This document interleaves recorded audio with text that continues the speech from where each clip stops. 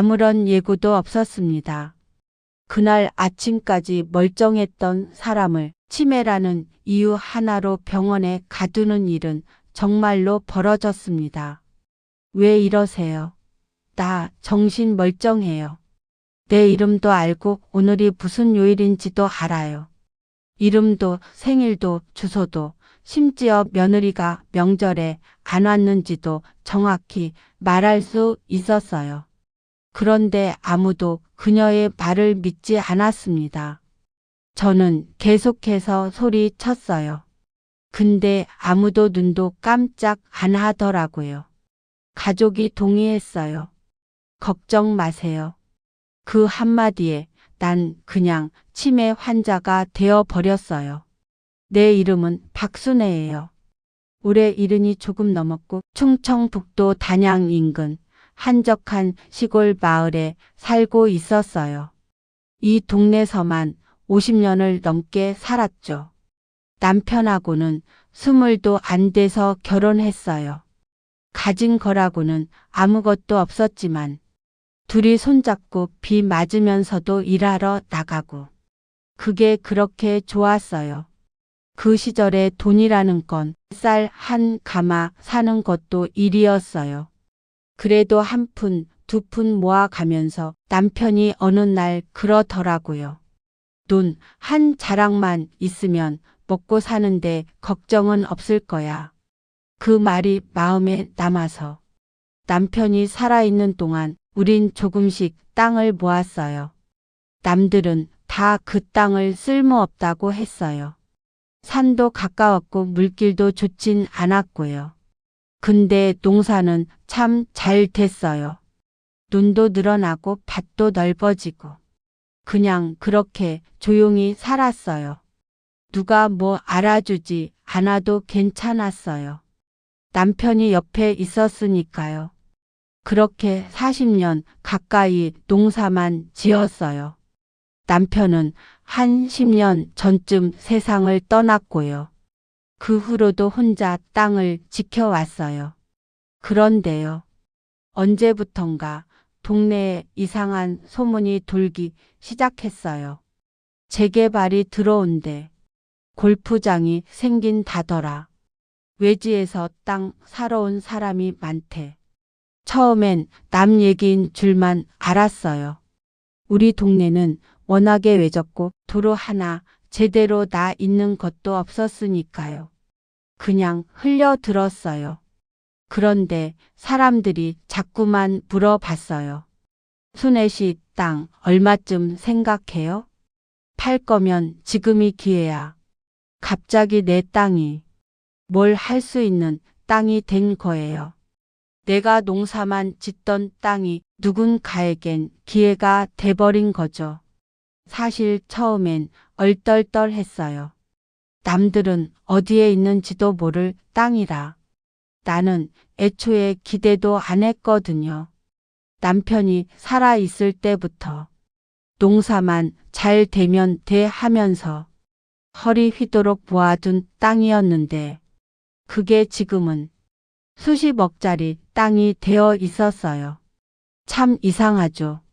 내가 뭔가 대단한 걸 한 것도 아닌데 세상이 내게 갑자기 관심을 주기 시작했어요. 그땐 몰랐어요. 그 관심이 얼마나 무서운 건지. 땅값이 오른다는 소문이 돌기 시작하고 그때부터 연락도 없던 자식들이 찾아오기 시작했어요. 도대체 그 소식을 어떻게 알았는지 말이죠. 저에겐 아들도 있고 딸도 있어요. 둘 다 내가 낳았지만 참 멀게 느껴졌던 애들이죠. 농사는 잘 지었지만 자식 농사는 아니었던 거죠. 아들은 몇 년째 얼굴도 전화도 없었어요. 군대 갔다 오고 결혼한 뒤로는 명절에 한 번 그것도 얼굴 비추고 말더라고요. 그런 애가 전화를 했어요. 엄마, 주말에 좀 내려가도 돼요? 그 말 듣는데 가슴이 이상했어요.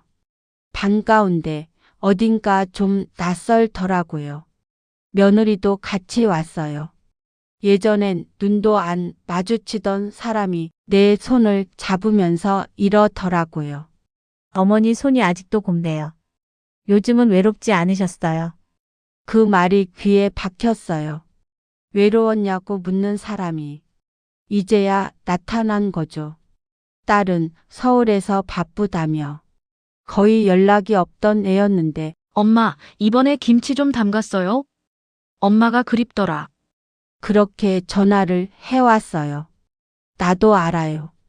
이 애들이 갑자기 이렇게 다정해진 게 아마 그 땅 얘기 때문일 거라는 거. 그런 생각 들었어요. 아, 그 소식 들었구나. 이 땅 때문이라도 이제 나한테 잘 하려는구나. 솔직히 좀 괘씸했죠. 그동안 어디 있다가 이제 와서 일어나 싶기도 했고요.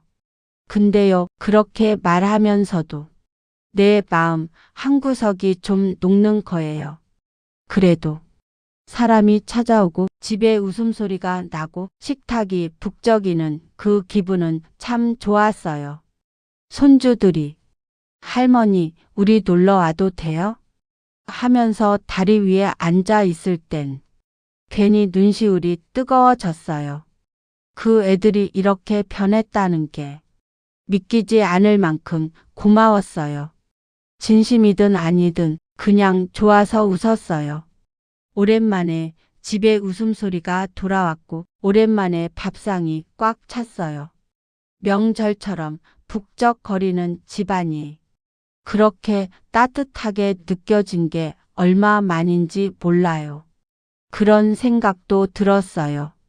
그래, 이 땅 때문이더라도 지금 이렇게 나를 챙겨주는 게 어디냐. 조금은 괘씸하고 조금은 눈치가 보였지만 그래도 그 애들이 곁에 있으니까 그게 그냥 참 따뜻했어요. 그래서 더 몰랐어요. 그 따뜻함이 그렇게 차가운 결말로 이어질 줄은. 그날도 별일 없었어요. 된장찌개 끓여놓고 마당에 나와서 마늘 줄기를 손질하고 있었어요.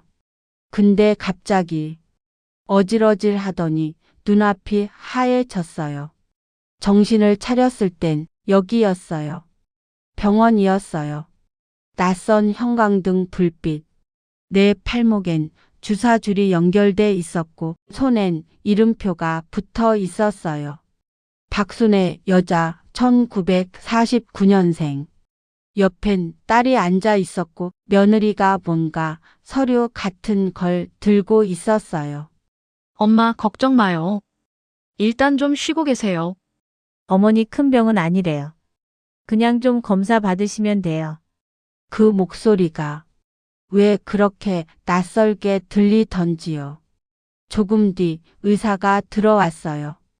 말투는 부드러웠지만 속은 뭔가 단단히 준비되어 있는 느낌이었어요.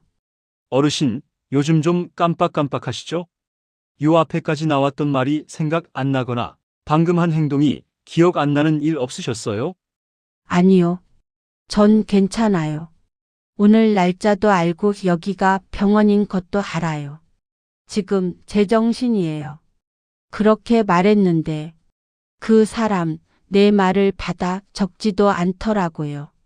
잠시 뒤 아들이 나타났고 무언가 종이에 사인을 했어요. 그리고 나서 나는 휠체어에 실렸고 보병동이라는 문 앞에서 문이 열렸어요. 그 안은 문이 잠기는 병실이었고 침대에는 보호대가 달려 있었어요. 그때서야 알았어요. 이건 치료가 아니라 수용이라는 걸요. 나를 이곳에 넣은 건 낯선 의사도 병원도 아니었어요. 내 자식들이었어요. 말을 하려고 해도 내 입엔 아무것도 씌워져 있지 않았는데 그 누구도 내 말을 들으려 하질 않았어요. 며칠 뒤 병원 안에서 식사를 마치고 방에 돌아왔을 때 간호사가 말했어요. 어르신은 보호자 동의로 입원하신 거예요. 치매 초기 소견 있으시다 하셨고요. 퇴원은 어렵습니다. 그 말 한마디에 난 그냥 치매 환자가 돼버렸어요. 진단도 설명도 없었어요. 내가 무슨 말을 해도 그 사람들 눈엔 헛소리하는 노인네로밖에 안 보였어요. 내가 누구인지도 알고 지금이 몇 년도인지도 정확히 말할 수 있는데 단지 말을 안 믿어주는 세상이 날 정신병자로 만들어 버렸어요. 다른 건 다 참을 수 있었어요. 근데 내가 치매라는 말은 도무지 참을 수 없었어요. 처음엔 말로 설명하려고 했어요.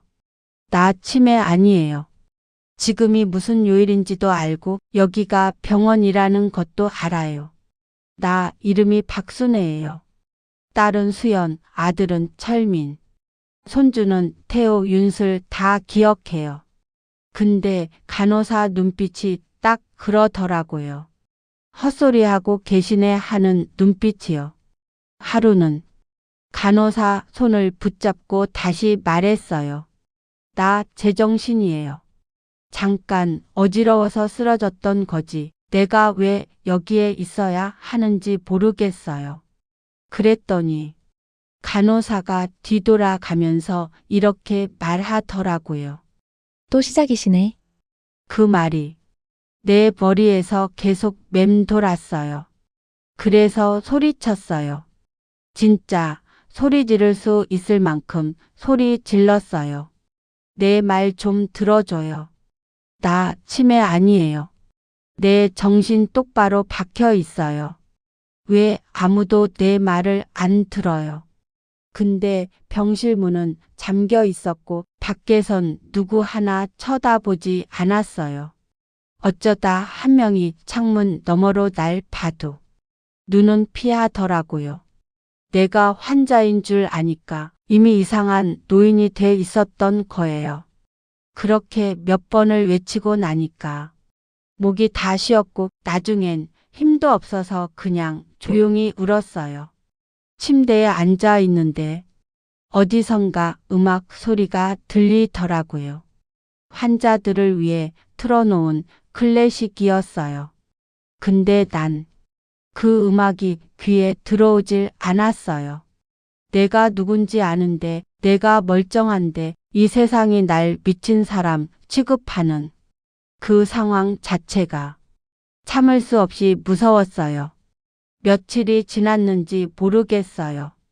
누가 시계를 갖다 놓지도 않았고 해가 뜨고 지는 건 창밖에만 있었어요. 식사 시간, 약 먹는 시간. 그걸로 하루를 짐작할 뿐이었어요. 내가 가진 건 내 이름 하나밖에 없었어요. 그때 느꼈어요. 그 공포는 말로 못해요. 말할 줄 아는 사람인데 아무도 들어줄 사람이 없으면 그건 정말 살아있는 감옥이에요. 그게 내가 갇혀있던 그 병원이었어요. 그날도 똑같았어요. 식판을 들고 와서 밥을 주고 약을 주고 가면 그만인 그런 하루. 근데 그날은 뭔가 달랐어요. 식판을 들고 온 사람이 처음 보는 얼굴이었어요. 젊고 조용한 사람이었죠. 흰 조끼에 파란 바지. 병원 자원봉사 잘하고 했어요. 물컵을 내밀면서 말했어요. 어르신, 물 드셔요. 그 한마디. 별거 아닌 말이었는데 이상하게 다르게 들렸어요. 내가 물컵을 받으면서 말했어요. 나 정신 멀쩡해요. 여기 있을 사람이 아니에요. 왜 여기에 있는지 모르겠어요. 늘 했던 말이었어요. 근데 그 사람은 딱 멈춰서 내 눈을 바라보더라고요. 한참 동안 말도 없이 그 눈빛이 그동안 만났던 누구와도 달랐어요. 이상하죠. 사람이 날 똑바로 보기만 해도 그게 이렇게 따뜻할 수가 있다는 게. 그 사람한테 말했어요. 딱 한 번만 내 얘기 좀 들어줄 수 있어요? 나 여기 들어오고 아무도 내 말을 안 들어줬어요. 그 사람은 고개를 천천히 끄덕였어요. 아무 말도 하지 않았지만 그 눈빛이 대답이었어요. 내가 처음으로 들릴 수 있는 사람한테 말하고 있다는 그 느낌이 살아있다는 기분이었어요. 그날 이후로 그 사람은 매주 병실에 들렀어요. 말없이 물을 건네고 책을 놓고 가고 가끔은 혼잣말처럼 날씨 얘기를 하더라고요. 나는 말했어요. 내가 누구였는지, 어떤 일을 했는지, 내가 왜 여기 있다고 생각하는지. 그 사람은 아무 말 없이 들었어요. 근데 다 듣고 있다는 게 느껴졌어요. 그게 고마웠어요. 정말로. 하루는 그 사람이 내 손에 조용히 명함 하나를 쥐어줬어요. 윤서진 변호사 인권복지 전문. 난 그때 알았어요. 이 사람이 단순히 물이나 갖다 주는 사람이 아니라는 걸. 그리고 그 순간 처음으로 여기서 나갈 수 있을지도 모른다는 희망이 생겼어요. 윤서진 변호사님은 명함을 주고 간 다음에도 다시 왔어요. 그게 그냥 인사치레는 아니었구나. 그때 느꼈죠. 그래서 나는 내가 왜 여기 들어오게 됐는지, 그날 무슨 일이 있었는지 하나하나 더 자세히 얘기해 줬어요. 그랬더니 며칠 뒤 그 사람이 병원 바깥으로 전화를 걸더라고요. 윤서진 변호사님은 내 말을 끝까지 들었어요. 그냥 고개만 끄덕이는 게 아니라 메모도 하고 날짜도 따졌어요. 그러더니 아주 조용하게 확인해 볼 게 있어요. 그렇게 말하고는 병원 안을 다니기 시작했어요. 병원 장실 앞에서 누구랑 얘기하는 것도 봤고 간호사한테 뭘 자꾸 물어보는 모습도 보였어요. 어느 날은 내가 식당에 앉아 있을 때 윤서진 변호사님이 종이 한 장을 내밀었어요. 이거 보호자 동의서예요. 여기 어르신 도장이 찍혀 있어요. 맞으세요? 내가 그걸 보자마자 말했어요. 아니에요. 저 도장, 내 도장 아니에요. 나 저렇게 안 찍어요. 난 늘 네모 도장만 써요. 윤서진 변호사님은 고개를 끄덕이더니 조용히 그 종이를 접었어요.